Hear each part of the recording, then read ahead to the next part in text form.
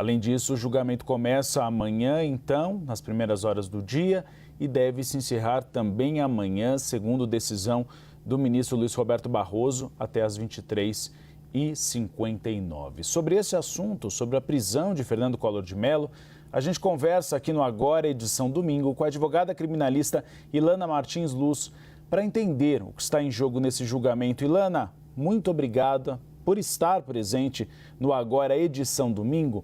A minha primeira pergunta é sobre essa contradição que foi apresentada inicialmente na audiência de custódia, Fernando Collor de Mello dizendo que não tinha problemas de saúde e agora a defesa alegando que sim. Nesse caso, quem tem razão, eu estou dizendo no sentido de as doenças serem levadas no caso para que ele seja concedida a prisão domiciliar? Boa tarde, Uribe. Boa tarde a todas e todos. Sempre um prazer estar aqui com vocês.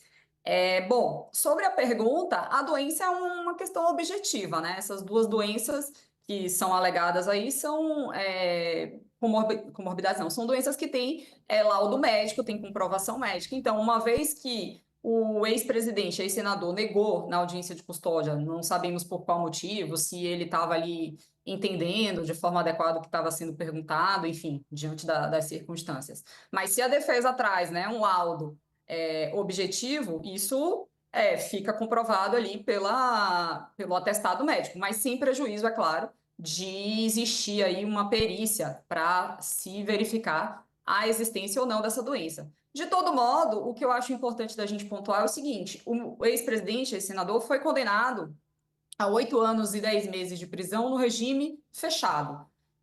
A lei de execuções penais traz a hipótese, né, de cumprimento de pena em prisão domiciliar, mas a letra da lei realmente só prevê para o regime aberto, né, que não é o regime a que foi submetido aí o ex-presidente e ex-senador. Então, o que acontece? A jurisprudência tem um entendimento que, por questões humanitárias, é possível aplicar esse dispositivo, né, em casos de doenças graves que não possam ser tratadas no presídio.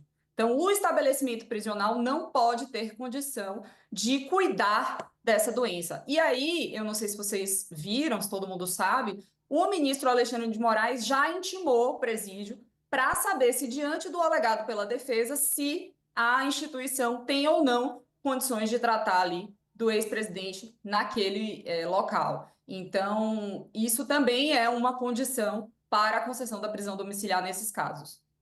E tem um pedido que foi bastante importante da defesa de Fernando Collor, que eu gostaria que a senhora explicasse, que é um direito daquele que é detido, que é ser preso no local onde ele possa ter a visita de sua família. Ele pediu para que continuasse preso lá em Alagoas e não em Brasília. Eu gostaria que a senhora explicasse a motivação desse direito ter sido concedido por parte do ministro Alexandre de Moraes.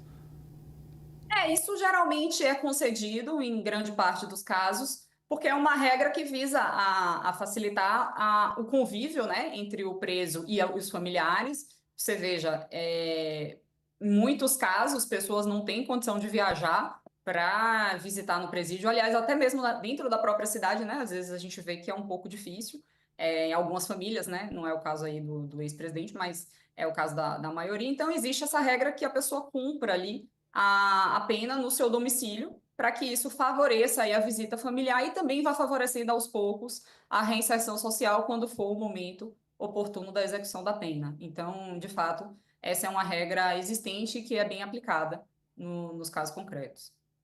Doutora, a gente viu que o ministro, inicialmente Gilmar Mendes, quis levar o caso para o plenário físico. Depois ele recuou, leu os pormenores do caso e manteve no plenário virtual. Na avaliação da senhora, isso prejudica a defesa de Fernando Collor de Mello, ou pelo menos um debate um pouco mais acalorado, um debate que leva em questão os argumentos da defesa, ao não fazê-lo no ambiente físico?